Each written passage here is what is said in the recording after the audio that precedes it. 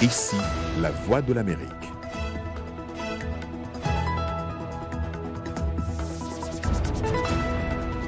Bonsoir à tous, ravi de vous retrouver pour cette nouvelle édition de votre journal.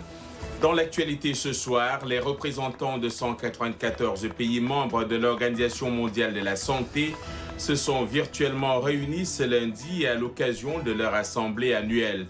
Au cœur de ces assises, la gestion de la pandémie de Covid-19. Nous irons au Maroc où de nombreux migrants d'Afrique subsaharienne sont privés de travail et d'accès à l'aide du fait de la pandémie de Covid-19. Cette fois, c'est la bonne. Après une première version fortement critiquée, la nouvelle statue du président Thomas Sankara trône désormais au Conseil de l'Entente à Ouagadougou depuis dimanche. Mais la polémique sur la ressemblance plane toujours.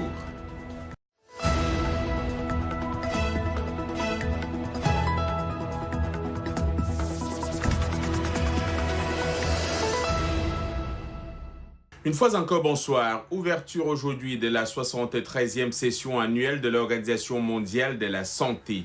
Une réunion exceptionnelle sur 2 jours en visioconférence à laquelle prennent part 194 pays. Alors que l'Europe a franchi lundi une nouvelle étape dans son déconfinement, elle prévoit de présenter une résolution sur le Covid-19 et cherche un soutien pour son adoption par consensus. Pour le président chinois Xi Jinping, un éventuel vaccin chinois contre le coronavirus serait un bien public mondial. Arzouma Compaoré pour les précisions. Dès l'entame de cette réunion virtuelle à Genève, le secrétaire général des Nations Unies, Antonio Guterres, a jugé que le monde payait au prix fort des stratégies divergentes face à la pandémie. De nombreux pays ont ignoré les recommandations de l'Organisation mondiale de la santé. En conséquence, le virus s'est répandu dans le monde entier et se dirige maintenant vers les pays du Sud où il pourrait avoir des effets encore plus dévastateurs. Et nous risquons de nouveaux pics et de nouvelles vagues. Les pays présents à la rencontre espèrent adopter par consensus une résolution portée par l'Union européenne et demandant un processus d'évaluation des mesures prises par l'organisation face à la pandémie. Le président chinois a affirmé souhaiter une évaluation complète de la réponse mondiale, mais quand l'épidémie sera enrayée, et promis de partager un éventuel vaccin et d'allouer 2 milliards de dollars au combat mondial contre le Covid-19. Le président français Emmanuel Macron et la chancelière allemande Angela Merkel ont tenu une conférence de presse lundi pour présenter une initiative franco-allemande, alors que l'Union européenne peine à s'entendre sur une réponse commune face à la crise économique. Je suis convaincu que nous surmonterons la pandémie de coronavirus. Plus nous travaillerons ensemble à l'échelle internationale, plus rapidement nous y parviendrons. Plusieurs chefs d'État et de gouvernement intervenant par visioconférence, dont le président sud-africain, ont apporté leur soutien à l'OMS. Malgré l'escalade des tensions entre Washington et Pékin, les pays espèrent adopter lors de cette réunion une résolution qui réclame l'accès universel, rapide et équitable de tous les produits nécessaires à la riposte contre la pandémie. Ils ont également relevé l'importance d'une vaccination à grande échelle contre le Covid-19 en tant que bien public mondial. En marge de cette réunion sur la pandémie qui a déjà fait plus de 315 000 morts dans le monde, les Espressios sont de retour en terrasse en Italie. La basilique Saint-Pierre et l'Acropole ont rouvert. En gros, l'Europe a franchi ce lundi une nouvelle étape dans son déconfinement, on le disait tantôt. Dans l'attente d'un remède, le monde s'efforce de relancer des économies asphyxiées, même si le coronavirus progresse, notamment au Brésil, en Inde ou en Afrique du Sud, et que rôde le spectre d'une deuxième vague de contamination. Troisième économie mondiale, le Japon a confirmé ce lundi être en récession. Très hostile aux mesures de confinement, le président brésilien Jair Bolsonaro a salué dimanche des centaines de ses partisans au mépris des règles de distanciation sociale. L'Inde a, à l'inverse, prolongé jusqu'à la fin mai les mesures de confinement en vigueur depuis fin mars. Le Maroc est devenu progressivement un pays d'accueil après avoir lancé 2 campagnes de régularisation pour les migrants ces dernières années. Mais avec la pandémie du nouveau coronavirus, des milliers de migrants d'Afrique subsaharienne vivant dans le royaume sont privés de travail et d'accès à l'aide. Selon des groupes non gouvernementaux, des ONG notamment, au moins 20 000 personnes, en grande majorité originaires d'Afrique subsaharienne, sont prises au piège dans une urgence humanitaire, selon les organismes non gouvernementaux. Beaucoup d'entre elles travaillent dans le secteur informel, qui représente plus de 20% de l'économie marocaine, et ont tendance à vivre dans la précarité au jour le jour, même en temps normal. Nous, les migrants, on pense qu'après cette pandémie, nous devons vraiment changer notre façon de travailler. Donc, on doit vraiment se prendre en charge. On ne va pas compter sur d'autres personnes. On doit faire tout même pour créer des coopératives.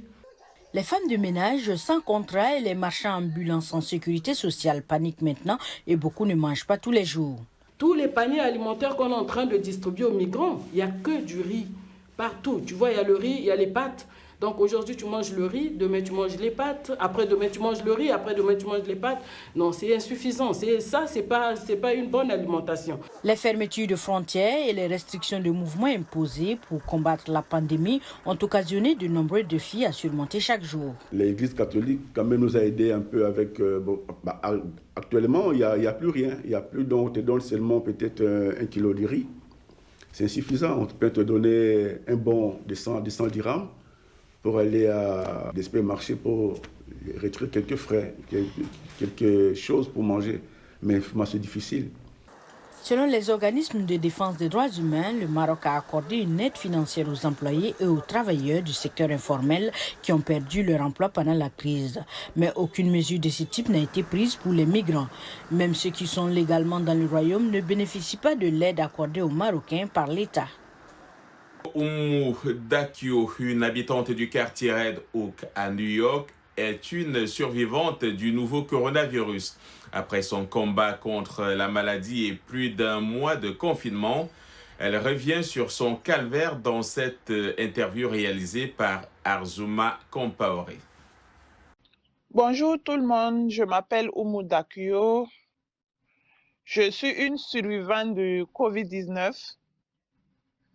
Le 27 mars 2020, dans la soirée, j'ai été détectée positive du coronavirus. Ça n'a pas été facile pour moi, mais j'ai réussi à vaincre la maladie parce que j'ai suivi les conseils d'abord. Je me suis mis en quarantaine, j'étais en quarantaine. Les 2 premières semaines, ça n'a pas été facile parce que je ne pouvais pas me lever pour manger. Quand on m'amène à manger, il faut 2 jours ou bien 1 journée et demie avant que je puisse descendre chercher la nourriture. C'était pas facile pour moi. Les 2 premières semaines, en tout cas, ça n'a pas été vraiment facile pour moi. Et il n'y a pas de remède, mais moi, je prenais beaucoup le gingembre citron et le miel. Et je prenais aussi la paracétamol pour la fièvre. Je prenais les tisanes africaines, les tisanes Kenkeliba, beaucoup de vitamine C. Je prenais beaucoup de vitamine C, beaucoup de vitamine D. Aujourd'hui, je n'ai pas de séquelles. Juste que je suis devenue paranoïaque quand je sors. Quand je reviens à la maison, je ne veux rien toucher en fait. Je veux aller me laver les mains. Je suis devenue paranoïaque en fait. Moins de choses, j'ai l'impression que je peux chipper ça encore. Comment ça a impacté votre vie personnelle à la maison? Comment votre époux il a réagi? Il a eu vraiment peur. Peur. Parce que lui, il venait rester dans la voiture devant la porte. Ce que nous, on faisait, j'allumais mon ordinateur sur Skype et lui, il veille sur moi. Il est au dehors, il allume aussi son Skype et il veille sur moi si au cas où si je n'arrive pas à respirer pour qu'il puisse appeler l'hôpital. C'est comme ça on faisait durant les 2 semaines. Chaque nuit, il est dans la voiture, lui veille, il a eu vraiment peur. Et maintenant que vous êtes en meilleure santé, comment se sont passées les retrouvailles alors? Ah, c'était bien. Et on s'est retrouvés, c'était dans le mois de Carême, on a prié ensemble, on a remercié Dieu. La première fois que j'ai fait la vidéo avec vous, il y a beaucoup de personnes qui m'ont contacté, que je ne les connaisse même pas, de partout dans le monde entier, qui m'ont écrit, qui m'ont soutenu. Et jusqu'à demain, il y en a qui continuent toujours de prendre de mes nouvelles. Tiens bon, ma soeur, Dieu est grand, il faut faire ça. Il y en a qui me donnent des remèdes aussi. Il faut faire, bon, c'est toujours les mêmes remèdes. Essaie de faire le gingembre au citron, essaie de faire ça. Il faut t'accrocher, tu iras mieux. Chaque jour.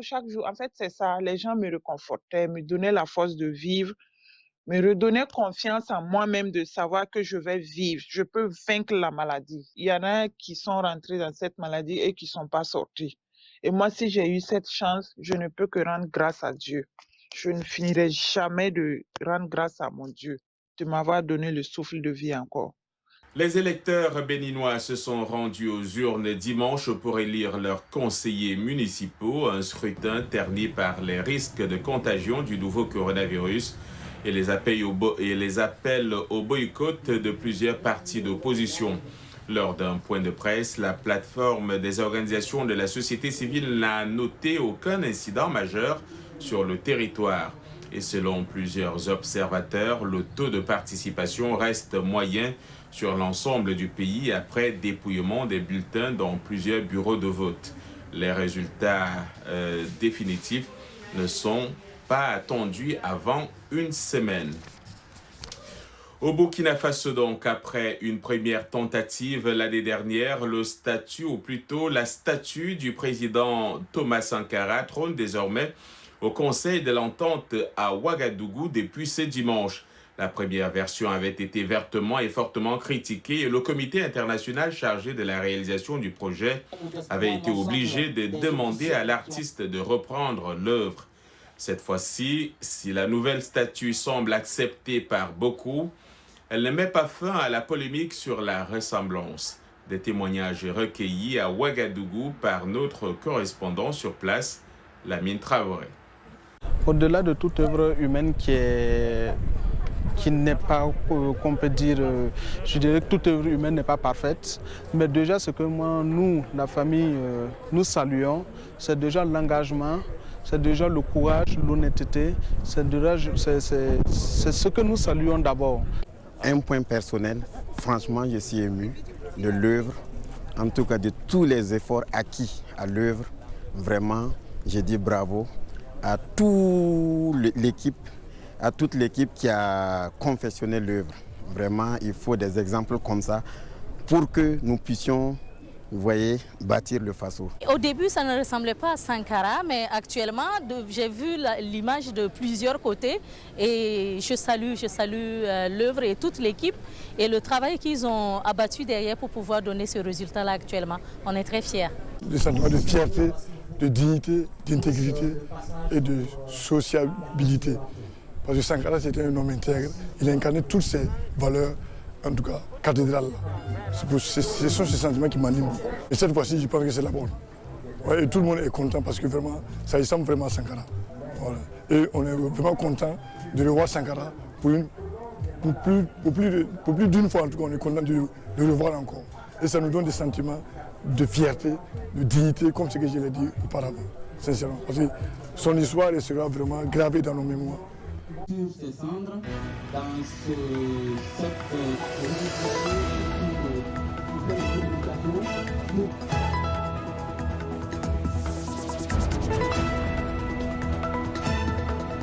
ne sont pas celles qui ont été utilisées pour réaliser l'œuvre qui est ici présente. Vous regardez chez Le Monde aujourd'hui en direct de Washington et c'est sur VOA.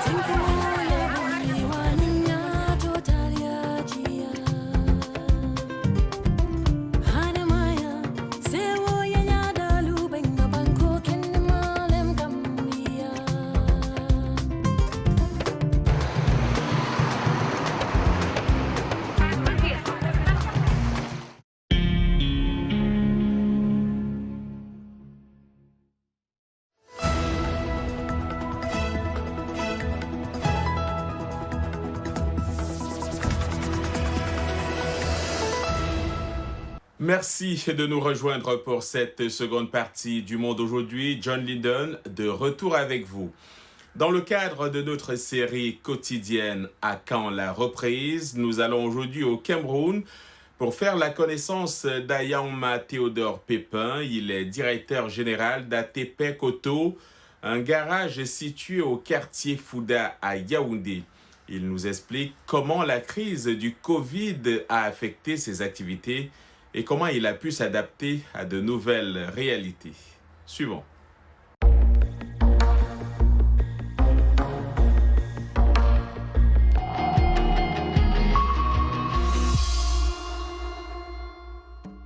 Je m'appelle Ayanma Théodore Pépin.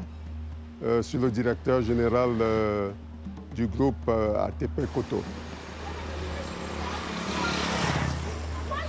Le confinement a eu un impact très sérieux dans ma vie personnelle et au niveau de mon entreprise. Parce que lorsqu'on a confiné, on a décrété le confinement, les gens se sont permis, n'est-ce pas, de ne plus venir au boulot à cause du confinement. Et nous avons eu des retards jusqu'à présent, des retards de paiement. Celui qui doit, n'est-ce pas, enregistrer un dossier, on va vous dire qu'il a eu 2 semaines de confinement. Celui qui doit, n'est-ce pas, payer, on va vous dire qu'il a eu 2 semaines de confinement. Les sociétés avec lesquelles nous travaillons ont fermé et puis les sociétés avec lesquelles nous travaillons trouvent des difficultés de paiement. Et puis nous commandons beaucoup le matériel parce que le matériel actuellement, il n'y a plus de matériel à cause du confinement. Tant qu'il n'y aura pas l'ouverture au niveau des aéroports, les vols et tout, ça sera difficile. Tant que les frontières seront encore fermées, ça sera vraiment difficile. Parce que nous avons commandé, il n'y a plus de pièces pour remplacer dans les véhicules. Il n'y a plus de pièces. Donc c'est vraiment difficile. Sinon, au niveau du Cameroun, au niveau du pays, bon, ça va. On essaie de faire avec le peu qu'il y a sur place. On était obligé de respecter les autorités, les règles de l'autorité. Parce que quand l'autorité dit de fermer à 18 h, on n'a pas de choix, on est obligé de respecter. Mais je vous dis encore que ce confinement a eu vraiment un impact très sérieux au niveau de la vie personnelle des uns et des autres et des sociétés. Nous faisons tout ce que le gouvernement demande de faire. Nous avons là un récipient où il faut laver les mains, il y a du savon, il y a du gel, j'ai mon masque ici, que je peux mettre là maintenant. Je peux porter mon masque, ouais, pour vous montrer que voilà, j'ai mon masque. Et puis aussi, j'ai mon personnel, chacun a son masque. Et tous ceux qui arrivent ici, qui foulent leurs pieds ici, lavent les mains et puis on leur met du gel. On n'a pas encore reçu les aides du gouvernement. Pendant peut-être que ça va venir, quoi. Ça va venir. C'est une joie parce que ceux qui n'étaient pas là, qui pouvaient, n'est-ce pas, nous délivrer certains documents, sont déjà là. Parce qu'on était vraiment bloqués. C'est vraiment une joie comme il y a eu reprise.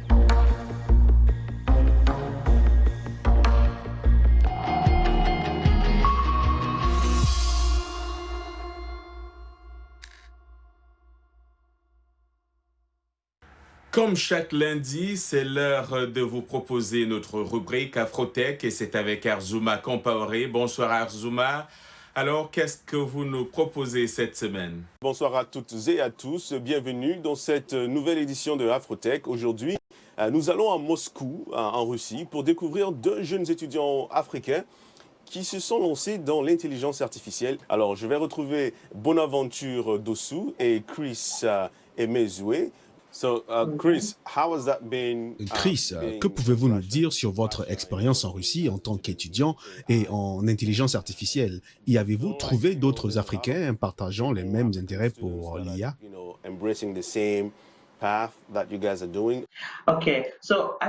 Lorsque nous avons découvert l'intelligence artificielle et la science des données, nous avons commencé à imaginer plein de projets, des projets que nous voulions créer et améliorer beaucoup de choses. En ce moment, tout le monde s'intéresse à l'IA à travers le monde. Dans le domaine de la vision par ordinateur, il y a tellement de solutions qui existent déjà. En matière de traduction automatique, la plupart des langues sont prises en compte, telles que le mandarin et autres. Alors, nous nous sommes dit, pourquoi ne pas nous intéresser aux langues africaines? Et donc, il y a un an, cette forte ambition est née. Nous avons ensuite découvert cette communauté appelée Masakene Community, où plusieurs chercheurs travaillent sur les langues africaines. Ils nous ont déjà beaucoup aidés et guidés, et même sur le projet que nous développons en ce moment. Bonaventure Dossou, vous vouliez être à mesure de comprendre le fond, donc le langage dans lequel votre maman vous parle le plus couramment. Vous avez décidé d'utiliser de l'intelligence artificielle pour résoudre ce problème. Parlez-en nous. Maman ne peut pas écrire le fond est beaucoup plus tonal, et donc elle parle plus. Et parfois, je ne comprends pas ce qu'elle dit. Et donc, parfois, il y a ma soeur qui rentre dedans. Donc, ce projet a une valeur un peu familiale et personnelle pour moi, dans le sens où je voudrais être en mesure, en fait, de casser cette barrière-là. On a commencé par le fond. Comme Chris l'a dit, il y en a qui, dans la communauté de recherche il y en a qui travaillent sur le Yoruba, d'autres qui travaillent sur le Swahili, d'autres sur le Hausa, ainsi de suite. Pouvoir mettre tout ça ensemble et avoir un traducteur qui ne dépend pas de Google et qui, contextuellement, est en mesure de retranscrire, en fait, le sens, en fait, des phrases africaines. Donc, si par exemple, je suis en train de parler français, l'application doit être en mesure de pouvoir retranscrire avec le sens, le maximum possible retenu, ce que je veux dire en fond. Pour que quelqu'un, une grand-mère, une arrière-grand-mère qui n'est pas allée à l'école, qui n'a rien, en fait, qui ne connaît rien du français, puisse quand même communiquer. Comment FFR fonctionne? Comment est-ce que ça marche? Quelle est la technologie qu'on retrouve à l'intérieur de cette application? Le système est actuellement fait d'une architecture d'encodeur et de décodeur avec un mécanisme d'attention. Comment le mécanisme d'attention marche? Par exemple, on est humain, donc par exemple, je m'appelle Bonaventure Dossou. Au départ, je n'ai rien, donc au départ, j'ai je. Donc, il y a, bien sûr, dans le système, bien sûr, il y aura je. Ensuite, il y a m'appelle. Je sais que quand je dis je ne peux pas tout de suite mettre, je sais pas, un adverbe ou bien, il y a des règles quand même à suivre, en fait, que nous, humains, naturellement, on arrive à comprendre et qui donnent un sens, en fait, à la phrase. Il sera en mesure de comprendre le sens de la phrase en tenant compte du m'appelle qui est venu et ensuite du je qui était au départ. Et ainsi de suite, ça va parcourir tous les différents mots de la phrase dans le jeu, le m'appelle, le Bonaventure et le Dossou, et finalement produire quelque chose à la fin. Bien sûr, il y a assez de mathématiques derrière, assez de probabilités, de statistiques derrière, c'est comme ça que ça fonctionne. Est-ce que c'est facile d'être un étudiant africain en Russie? Je dirais non. D'abord, ce n'est aucunement facile d'être un étudiant africain, c'est-à-dire quitter le parent et d'aller à l'extérieur. Encore plus en Russie, non. Par la grâce de Dieu, on a fini, on a passé nos examens et on sera diplômé bientôt avec honneur, comme on le dit. On a été d'ailleurs désignés les 2 meilleurs étudiants de notre université. Donc, ça a pris vraiment assez de force, de courage et il y avait des temps durs. Donc, il faut vraiment une grande force pour pouvoir, en fait, se sortir du lot. C'est ainsi que nous refermons cette page de Afrotech pour cette semaine. Je vous dis à lundi prochain pour encore plus de tech sur le continent et partout ailleurs dans le monde. On ne quitte pas tout à fait la technologie. Le commerce électronique au Sénégal a explosé pendant la pandémie du nouveau coronavirus. Rapidos, une entreprise spécialisée dans le domaine, tente de répondre à la demande de livraison à domicile. De la commande sur sa plateforme à la livraison, il s'occupe de tout. Plus de détails avec Blanche Sanou. Avec la pandémie de Covid-19, le gouvernement avait fermé les marchés et restreint la circulation des biens et des personnes. Ce changement brusque a poussé certains consommateurs à se tourner vers des plateformes de commerce électronique. Nous, on leur offre une opportunité de continuer à vivre normalement sans pour autant se déplacer. Ça veut dire que vous êtes chez vous, vous faites vos courses et vous avez le choix sur la plateforme du supermarché que vous voulez et être livré à temps. Rapido, c'est une nouvelle plateforme sénégalaise créée il y a 2 ans et qui a des partenariats avec des supermarchés, des boulangeries et des pharmacies. L'entreprise a connu maintenant une hausse de ses ventes en ligne car le secteur séduit de plus en plus une population jeune et urbaine qui a accès à Internet. Aujourd'hui, notre activité de livraison a augmenté de 90% à cause de la plateforme en ligne. Ça veut dire que ça a explosé en termes de livraison. Ça montre que les gens, ils utilisent nos services. Ils vont sur la plateforme, ils font leurs courses. Seydou Sall pulvérise un antiseptique sur des sacs de nourriture fraîchement déposés par l'entreprise de commerce électronique à son domicile dans un quartier chic de Dakar. Oui, absolument, ça m'allège pour la crainte, pour tout contact avec l'extérieur, déjà, éviter l'éventuel contact avec les gens qui ont le virus. Et franchement, ça m'évite le déplacement. Selon un rapport des Nations Unies, le commerce électronique en Afrique est toujours à la traîne par rapport à d'autres parties du monde. Seuls quelques 21 millions de personnes ont fait leur achat en ligne en 2017 en Afrique, ce qui ne représente que 2% du total mondial. La moitié de ces acheteurs sont également concentrés dans seulement 3 pays, le Nigeria, l'Afrique du Sud et le Kenya. Le commerce électronique a néanmoins augmenté de 18% par an depuis 2014 selon le rapport et il attire de plus en plus les investisseurs. Du Sénégal, allons en Tunisie. Malgré les perturbations causées par la pandémie du nouveau coronavirus, une entreprise tunisienne est déterminée à aller de l'avant avec le lancement du premier satellite tunisien. Telnet Holding prévoit de lancer le nanosatellite Challenge One en juillet prochain à partir du cosmodrome de Baïkonour au Kazakhstan. Il sera assisté par des vaisseaux spatiaux russes Soyouz. Avec le montage de Lionel Gaïma, Jacques Aristide nous en dit davantage. Mohamed Saddam est propriétaire d'une boutique de souvenirs dans la ville balnéaire de Sidi Bou Saïd en Tunisie. Célèbre pour ses constructions blanches aux portes et aux fenêtres bleues, cette cité touristique est aujourd'hui quasi déserte. Pas de visiteurs à l'horizon, juste quelques locaux dans les ruelles. Pour nous, normalement, la saison, elle commence là maintenant, avril, mai. Il y a beaucoup de touristes qui arrivent, il y a énormément d'étrangers. Et normalement, c'est la saison, mais là, on ne peut pas ouvrir, on ne peut rien faire. On est obligé de rester fermé. On attend tout simplement l'espace aérien, les touristes qui reviennent en Tunisie. Le coronavirus est un nouveau coup dur pour le secteur du tourisme tunisien qui commençait à peine à se remettre d'une série d'attaques meurtrières en 2015.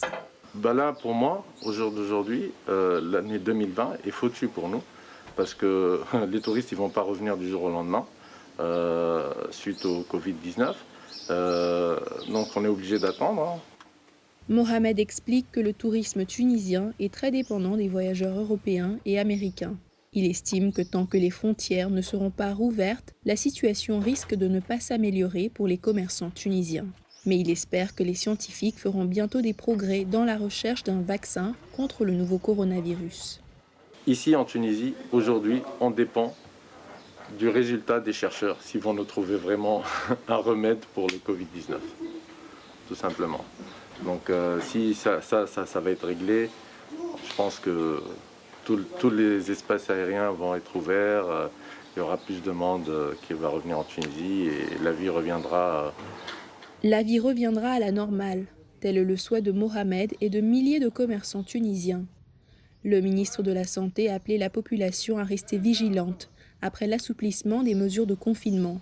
Cette semaine, les coiffeurs tunisiens ont officiellement rouvert leurs portes. Quant aux cafés et aux mosquées, ils doivent rouvrir le 24 mai.